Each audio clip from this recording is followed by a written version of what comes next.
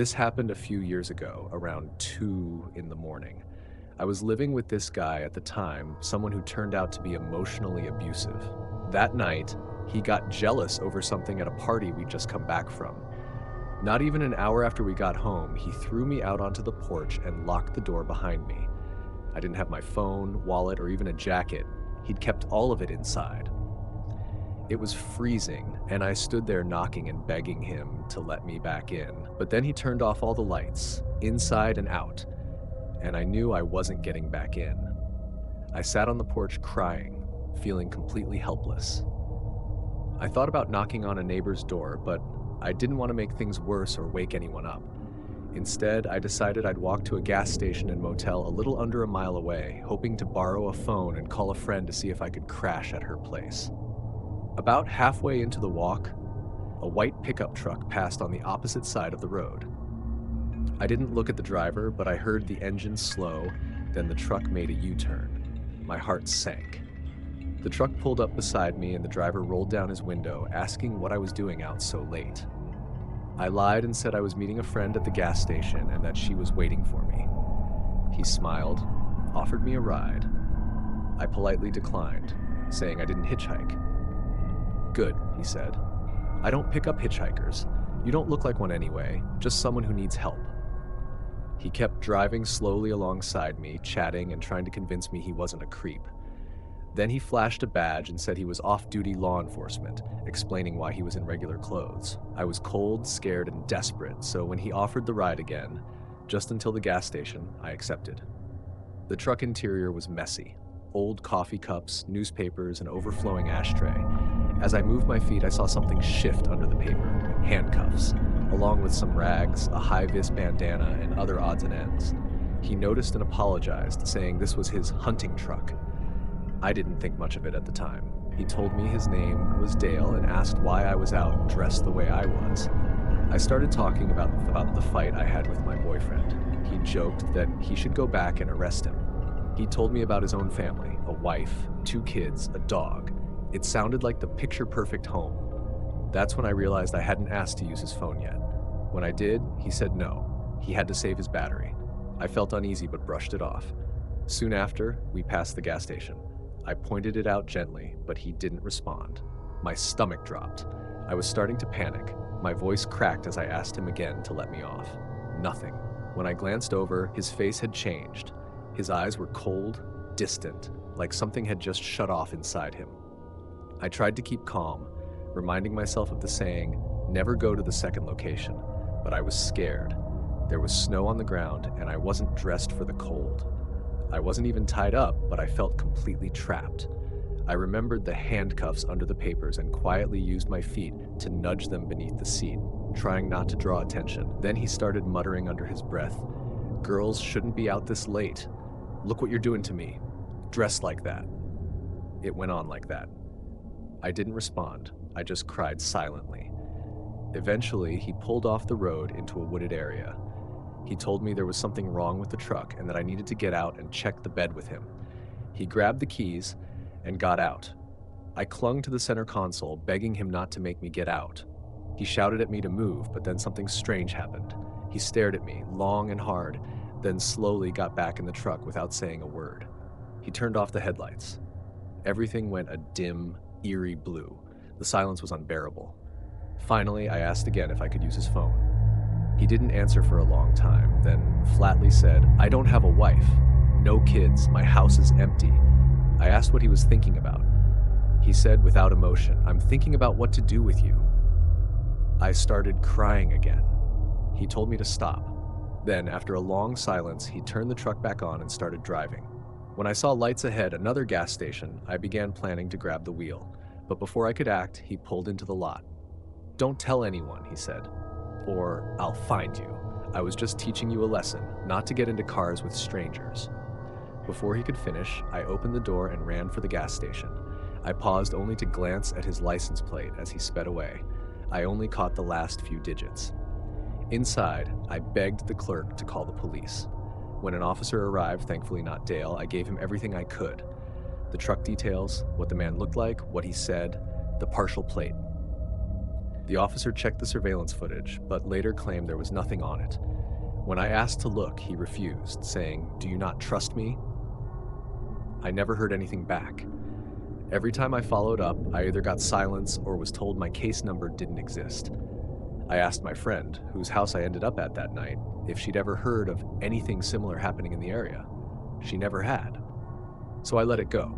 Sometimes I tell myself maybe he really was just trying to teach me a lesson, but I don't really believe that. And either way, lesson learned, I never hitchhiked again.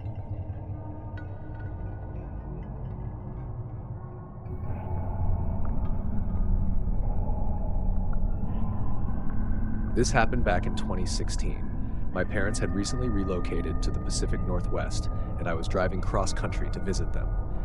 Most of the route was wide open highway, long stretches of nothing but road, forest, and the occasional gas station spaced miles apart. It was during my second night on the road that the check engine light came on in my car. I wasn't shocked. It was an old beater that had already given me trouble before, but I had no idea what was wrong this time. I looked up the nearest gas station, about 30 miles out. I figured I'd try to make it that far, but my car didn't agree. Not long after, the engine cut off completely. I coasted to a stop on the shoulder and tried everything to get it going again, even popped the hood and stared at the engine like I knew what I was doing. No luck. My phone had no service either. I tried calling a few people anyway, but nothing went through. After 30 minutes of pacing and panicking, I realized I only had one option: hitch a ride. I'd never done that before and was pretty nervous about it, but I figured there weren't many alternatives. So I stood there on the side of the road, sticking my thumb out whenever headlights appeared in the distance. Most cars passed without slowing down. It had to be close to 2:38 a.m. when I saw another pair of lights coming toward me. To my surprise, they pulled over. It was an old black pickup.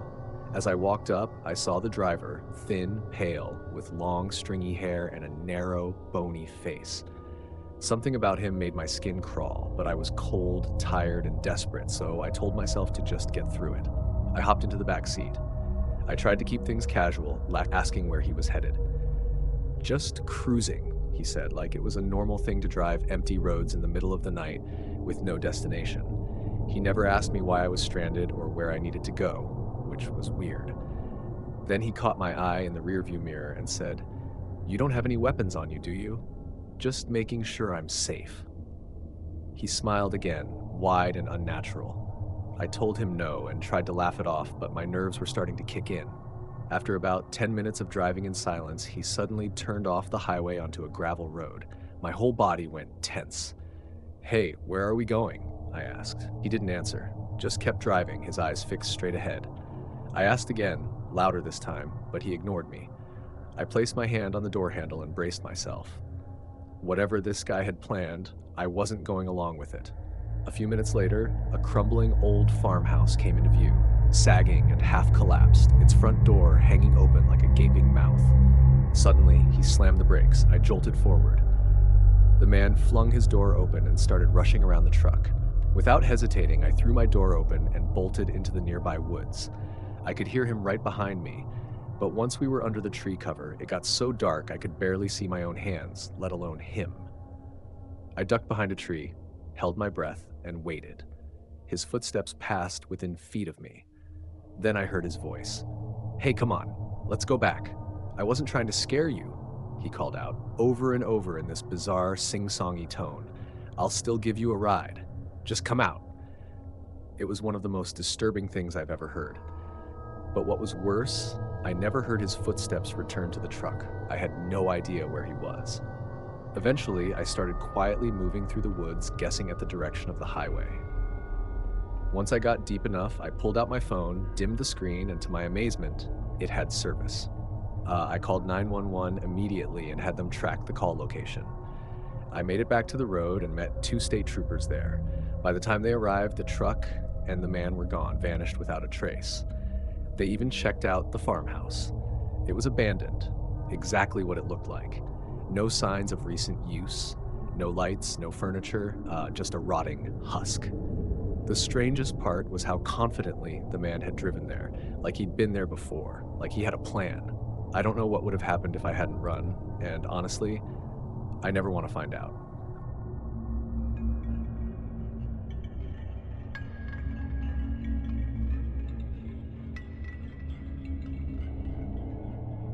I learned a hard lesson from the one and only time I ever picked up a hitchhiker.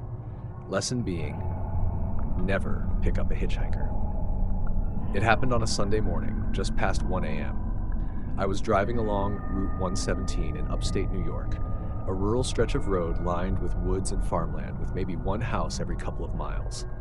I'd been visiting a friend in town and was heading back to my place. At that hour, the road was completely empty. Not a single other car for miles. I had the high beams on in my SUV to light up as much of the road as possible. That's when I saw someone up ahead, standing just off the shoulder. As I got closer, I saw him raise his thumb, looking for a ride. My pulse jumped. I didn't know what to do. At first, I slowed down to get a better look. The guy looked to be in his late 20s. Skinny build, wearing a faded gray hoodie with the hood up and dark jeans. I only had a few seconds to decide, and despite every instinct telling me not to, I pulled over. "Where are you headed?" I asked through the window. "Just a couple miles up," he said in a slow, quiet voice. "All right," I said. "Hop in." He opened the passenger door slowly. It didn't close fully the first time, tight seal on those old Bronco doors, so I told him, "Hey, it didn't shut, you gotta slam it." He just stared at me for a few seconds, turned to the side like he was thinking, then finally opened it again and slammed it shut. Something about how slowly and robotically he moved made my skin crawl. I already regretted letting him in. I pressed the gas and picked up speed, way over the limit, just wanting the ride to be over. "So?" I asked casually, "How far did you say?" He paused for a moment. "Just a little further." The silence that followed was heavy, too heavy. I considered turning on the radio, but something in me said no. I didn't want any distractions. Then out of the corner of my eye, I noticed he was staring at me. Not glancing, staring. His head was turned fully toward me, and I could feel the weight of his gaze. Finally, he spoke. "You know," he said, "I've been thinking for a while now about ending things." That got my attention. He reached into his jacket pocket. "I've been carrying this for weeks," he said. "Just trying to figure out when the right time would be." He pulled out a red-handled knife. I felt my stomach twist. "Put that away," I said firmly. He didn't. He just kept looking forward and calmly said, "Pull over by that sign." I pulled over next to a mile marker. What he did next still haunts me. He rolled up his sleeve and sliced his forearm, revealing 3 older scars beneath it. He let out this disturbing sigh, like it was a relief. "You need to get out," I said, my voice shaky. "You need to leave my car now." But he turned toward me and said, "Nah, you get out. I want to show you something behind that sign." He raised the knife a little higher. My heart was pounding. I knew if I got out, I might not come back, but I had to think fast. I nodded slowly. "Yeah, all right, man, let's check it out." I opened my door, left it wide open, raised my hands, and backed away from the vehicle. He followed, circling around the front. The second he was behind the car, I lunged back in, slammed the door, threw it into drive, and hit the gas as hard as I could. Gravel kicked up behind me, and I sped off down the road, not looking back once. I made it home 10 minutes later, heart still pounding, stomach churning. That was the single scariest experience of my life. And if you ever see a hitchhiker standing on a deserted road in the middle of the night, don't stop. Don't slow down. Just keep driving.